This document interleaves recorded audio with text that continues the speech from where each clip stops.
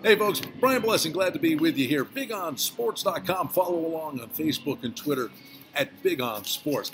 I think you're going to like this information. This is just the definition of how you can bet on virtually anything.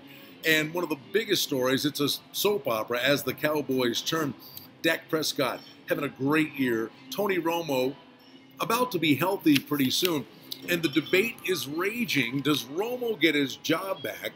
Or does Prescott stay in and carry on the momentum that the team has built up? And there are odds wrapped around this. But one thing, Jerry Jones, if for once he could be quiet and say it is a coach's decision and stay out of the mix, but he causes this tumultuous atmosphere in Dallas all the time. He says, oh, Romo's going to get his job back. And then he kind of walks it back. Just say it's up to the coach. It's a coach's decision. We'll cross that bridge when we get to it. But Jerry Jones can't help himself. But in relation to the odds and information that's out there, this is a lot of fun. You know, you talk about the Cowboys with a 5-1 record, coming off a win at Green Bay, and Prescott continues to impress. This young man, 10 touchdowns, only one pick. In fact, he broke Tom Brady's record, didn't throw his first interception until his 177th pass, and has a 68.7 completion percentage. Do you upset that kind of chemistry?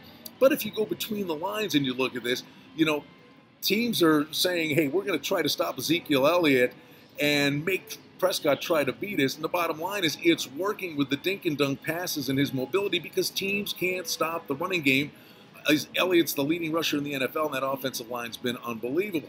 Romo, if he came back, would probably give them a real great deep threat in addition, and teams would have to really play more of a balanced defense against the Cowboys. It's a great problem to have.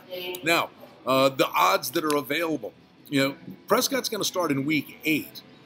That's the word that's coming out of the Cowboys camp. There was even money for Tony Romo to actually start in Week 9. Then the numbers go up from there.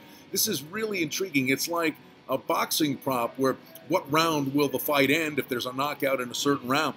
Tony Romo, even in Week 9, then following week 3-1, then 9-2, then goes up to 20-1, 45-1. The interesting long shot play might be Week 17 if the Cowboys have the division clinched and they want to get Romo some work and protect Prescott for the playoffs. Tony Romo at 50-1 for that. Now, the numbers have moved exceptionally on this particular prop, with Tony Romo before the season posted at 65-1.